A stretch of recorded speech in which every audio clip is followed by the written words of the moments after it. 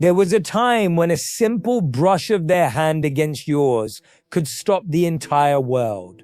A time when your heart would quicken, your breath would deepen, and it felt as if the air between you held an unspoken promise. That touch wasn't just physical, it was electric, alive, sacred. But somewhere along the way, it began to fade. You still hold hands sometimes, but the spark is quieter now. Their arm still rests around your shoulders, but it doesn't set fire to your skin like it once did.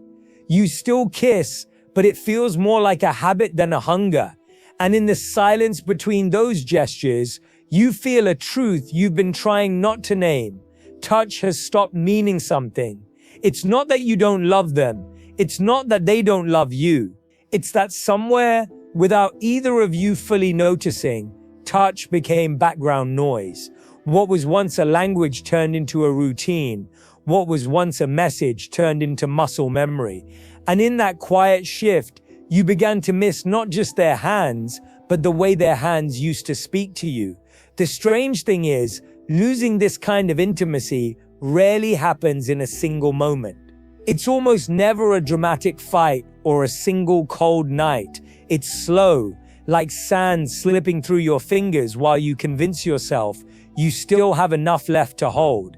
You wake up one day and realize the fire has been replaced by embers, and the worst part, you can barely remember when the flame started dying. You wonder if this is just what happens in long-term relationships, that passion fades, that touch becomes functional, that romance matures into comfort. But deep down, you know there's a difference between comfort and numbness. There's a difference between holding each other because you want to and holding each other because it's what you've always done. Here's the truth most people won't say out loud. When touch loses its meaning, the relationship doesn't just lose physical intimacy, it loses part of its soul. Because physical connection is not just about pleasure, it's about reassurance, it's about safety. It's about the way one person's presence can speak to your body before it ever reaches your mind. And when that goes quiet, everything else in the relationship starts to feel quieter too. Conversations feel lighter, not in the sweet way, but in the way of floating too far apart. Eye contact feels less magnetic. Arguments feel colder. Laughter still comes, but it doesn't pull you toward each other in the same way. It's as if the invisible thread tying you together has loosened. But here's the deeper truth, and it's one you need to hold on to. Physical intimacy doesn't have to fade forever. Touch can come back to life, but not through force, not through pretending, and not through obligation. It returns when it is rebuilt with intention. It returns when you remember that touch is a conversation and you choose to speak again. Because the absence of meaning in touch is rarely about the touch itself. It's about what lives beneath it. Resentment, busyness, unspoken hurts, or even the simple distraction of daily life can create distance you don't always see until it shows up in your hands, in your skin, in the way you no longer linger close. Maybe you've been telling yourself that this is just a season, that you're tired, that life is stressful, that you'll find your way back eventually. But seasons don't change on their own. If you wait for the perfect moment to feel that spark again, you might be waiting for years. The truth is, physical intimacy is a living thing. It needs tending. It needs care. It needs moments that feel deliberate, not just accidental. If you want touch to mean something again, you have to give it meaning again. And maybe you're afraid to admit you miss it, afraid they'll take it as a criticism, afraid that saying something out loud will make the absence feel bigger. But here's the reality. Ignoring it won't make it smaller. Pretending you're fine won't bring it back. Love, in all its forms, only grows in the light. And that means you have to be willing to name what's missing. This isn't about chasing the exact fire you once had. That fire was beautiful, but it belonged to a different version of you. A version who didn't yet carry the history, the scars, and the stories you do now. This is about building a new kind of connection, one that feels just as alive, but in a deeper, richer way. In the chapters ahead, we'll talk about how to get there. We'll talk about why touch fades, why it matters more than most people realize, and the steps you can take to bring it back in a way that feels real, not forced. For now, I want you to hold this thought. Physical intimacy is not lost forever. It is only waiting for you to reach for it again, not with your hands first, but with your heart. It's easy to assume that the fading of physical intimacy is just a side effect of time. That as the years pass, passion simply makes room for stability, and that's the natural arc of love. But the truth is more complicated. Touch rarely stops meaning something because of time alone. It fades because other things take its place. Work deadlines, unpaid bills, family obligations, the endless hum of everyday problems that pull your attention in 1,000 directions until the person sitting right beside you begins to feel further away. And because neither of you chose this distance out loud, it sneaks in quietly. You still live together, you still talk, you still love, but somewhere beneath it all, you stop reaching for each other the way you once did. Sometimes it happens because the body learns to adapt to what is familiar. The same hug, the same kiss, the same hand on your shoulder, they stop igniting the senses because they've been repeated without new layers of meaning. They become habits, not moments. And when something becomes a habit, your mind begins to move past it without stopping to feel it. Other times, it's not about habit at all. It's about unspoken tension. Maybe there was a fight that never really ended. Maybe one of you feels unseen, unheard, or unappreciated. Maybe life dealt you a blow that changed the way you carry yourself in the relationship. When those quiet hurts go unnamed, touch starts to feel heavier, like an act you perform rather than a language you share. There's also the weight of busyness. It's not just about having too much to do. It's about living in a rhythm that leaves no space for closeness. You tell yourself you'll connect when things slow down, but life rarely slows down on its own. And so you end up in this strange place where the one thing you crave, their presence, their warmth, is the one thing you keep pushing further down the list. And then there's comfort. Comfort is beautiful in love, but it can be dangerous too. Because comfort can make you believe that love will always feel effortless, that intimacy will always come naturally. But comfort without intentionality is where relationships drift without either person realizing they're moving apart. If you strip away all these layers, busyness, comfort, unspoken pain, you find something deeper. Meaning in touch is not kept alive by time, but by choice. You choose to notice, you choose to be present, you choose to reach for them, not because it's expected, but because you still see them the way you once did, as the person who can make the world feel smaller with just a single hand on your back. But if you stop choosing, the connection begins to wither, and it withers quietly.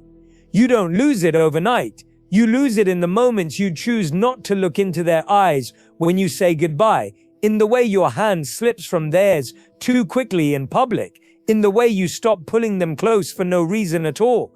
The dangerous thing about this slow fading is that you can get used to it. You can teach yourself to live without the warmth you once had. And when you do, you stop asking for it. You stop trying to rebuild it. You start convincing yourself that this is simply what relationships become: steady, safe, but without that spark. The problem is, your body and heart don't stop needing it just because your mind tries to. The longing stays. It lingers in your quiet moments. It shows up in your dreams, in the way you notice couples in public who still reach for each other without hesitation. That longing is not a weakness. It's a reminder that physical intimacy isn't just about physicality. It's a thread that ties your emotional worlds together. When that thread frays, your connection starts to shift in ways you can't always see. You become better at living side by side than living together. You stop being lovers who also share a life and become partners who mostly share responsibilities. And maybe that works for some people. But if you're still here, listening, it's because you know you want more. You want the kind of touch that still makes you pause mid-sentence. The kind that doesn't just rest on your skin, but sinks into your bones. The kind that says, without words, I still choose you. Here's the thing. Rebuilding physical intimacy doesn't start with more touch. It starts with rebuilding what that touch stands for. You can hold someone's hand 100 times and still not feel close. But if you repair trust, if you bring back presence, if you make space for small moments of intentional connection, that same handhold can suddenly feel like a promise again. If touch has stopped meaning something, it's not the end, it's an invitation. An invitation to rebuild, to relearn, to fall in love with the act of reaching for each other all over again. And here's the truth that will change the way you see this. Physical intimacy is not something you get back by waiting for the right mood. It's something you create, moment by moment, with intention. The first step is presence. So much of why touch fades is because we're there in body but gone in mind. You hug, but your thoughts are on your phone. You kiss, but your focus is on the next task. You sit beside them on the couch, but your attention is on the screen in front of you. Presence turns these small gestures back into moments. It means that when you hold them, you notice the way their body feels in your arms. You notice the way they breathe. You notice their warmth. It means slowing down enough for your touch to be felt, not as a routine, but as a deliberate act of love. The second step is vulnerability. Touch loses meaning when walls go up. If you're holding on to resentment, disappointment, or fear, your body will reflect it. You can't fake closeness for long. Your hands will always tell the truth. Vulnerability is about opening those walls again. It's about speaking what's been left unsaid. It's saying, I miss feeling close to you, without turning it into blame. When you bring your truth into the light, touch can begin to feel safe again, and safety is what allows it to grow. The third step is variety. One of the simplest reasons touch stops feeling special is because it stops surprising you. The same patterns become predictable, and the human heart needs novelty to stay alive in connection. This doesn't mean grand gestures, it means small shifts. A kiss in the middle of cooking dinner, a hand on the back as you pass by in the hallway, a playful nudge in the middle of an ordinary conversation. When you change the rhythm, your body begins to notice again. You start paying attention, and attention is the lifeblood of intimacy. The fourth step is slowness. We live fast, but intimacy grows slow. When you rush through touch, it stays on the surface. But when you linger, really linger, something changes. The hug that lasts 10 seconds instead of 2 becomes an anchor. The kiss that doesn't end right away becomes a doorway back into connection. Slowness tells the other person, I'm not just touching you, I'm here with you. And that's where meaning comes back to life.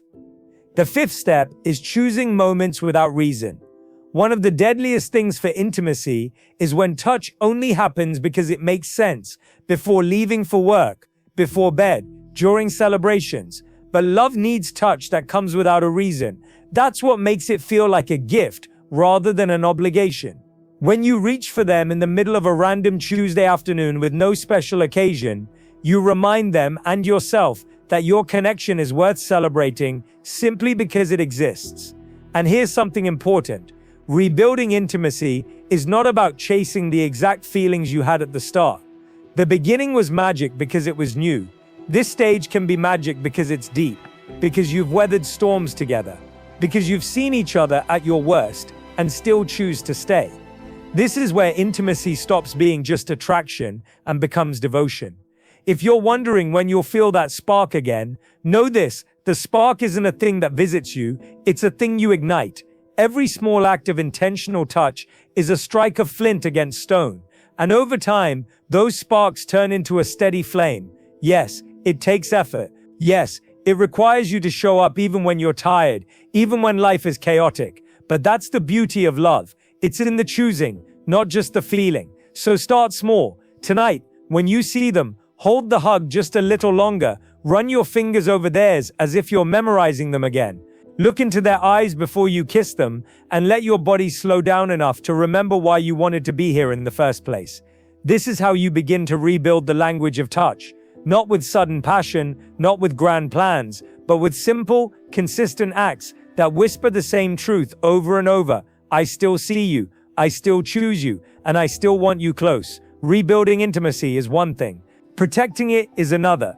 It's not enough to bring back the warmth in your touch if you let it fade again in the same quiet ways it did before. This time, it has to be different. This time, you have to treat intimacy not as something you get to when life allows, but as something you guard fiercely, intentionally, daily. Think of physical intimacy like a garden. If you plant flowers and walk away, they wither. If you water them only when you feel like it, they survive, but they never truly bloom. But if you tend to them, consistently, gently, with awareness, they become something that grows even in seasons of difficulty. That's what intimacy needs, tending. Not when you're in the mood, not when everything's perfect, every day. Here's a daily practice that can protect the meaning in your touch. 1. The first touch of the day. Make it intentional. When you first see each other in the morning, let it be more than a passing hello. Rest your hand on their cheek, pull them close for a few seconds longer. Let your eyes meet. Start the day by saying, without words, you matter to me. 2. Micro moments of connection. Every day is full of tiny chances to touch, passing in the hallway, sitting beside each other, standing in the kitchen. Instead of letting those moments slip by, use them. A hand on the small of their back, a squeeze of the hand, a kiss on the temple while they speak. These are the stitches that keep your bond from coming undone. 3. One act of playfulness. Intimacy thrives when it's light as much as when it's deep. Be playful. Tug them closer unexpectedly. Brush their hair out of their eyes. Bump their shoulder and laugh. It's these little moments that remind you love can still feel young, no matter how many years have passed. 4. End the day in closeness. Before you go to sleep, don't let the day end in distance. Even if you've had a hard day, even if you've disagreed, even if you're tired, hold them. Feel their breathing. Let your touch be a truce, a reminder that whatever happened today, you're still on the same side. This isn't about perfect days. There will still be times when life feels too heavy, when you're distracted, when you don't feel like reaching out. But protecting intimacy means doing it anyway, not because you're forcing it, but because you know these small choices add up to something unbreakable. And here's the most important part. Remember that touch is not a replacement for emotional closeness. It's a reflection of it. You can't fake it for long. If there's hurt, address it. If there's tension, work through it. If there's silence, fill it with real conversation. The deeper your emotional connection, the more natural and alive your physical connection will feel. One day, months from now, you might realize you've been doing this without thinking about it. You'll find yourself reaching for them in the middle of laughter, or feeling their hand in yours like it's the first time all over again. That's the beauty of rebuilding. Once it becomes a habit of the heart, it stops feeling like work and starts feeling like who you are together. So here's the challenge, and the promise. Don't just wait for intimacy to come back to you. Go to it. Be the one to reach first. Be the one to linger. Be the one who refuses to let touch become routine again. Because the truth is, physical intimacy isn't about the years you've been together. It's about the choice you make every single day to still see each other as worth holding close. Maybe your touch won't feel exactly like it did in the beginning. It might feel better, richer, or more rooted. Because now, it's not born only from attraction, but from a history you've built together, from storms you've survived, from the decision over and over again to love each other not just in words, but in the language of skin, of presence, of closeness. And that kind of touch, it doesn't just mean something, it means everything. That's how you keep it alive. That's how you make sure your touch never fades into silence again. You protect it, you nurture it, and you let it speak for you in the moments when words aren't enough. Because love can be told, but touch lets it be felt.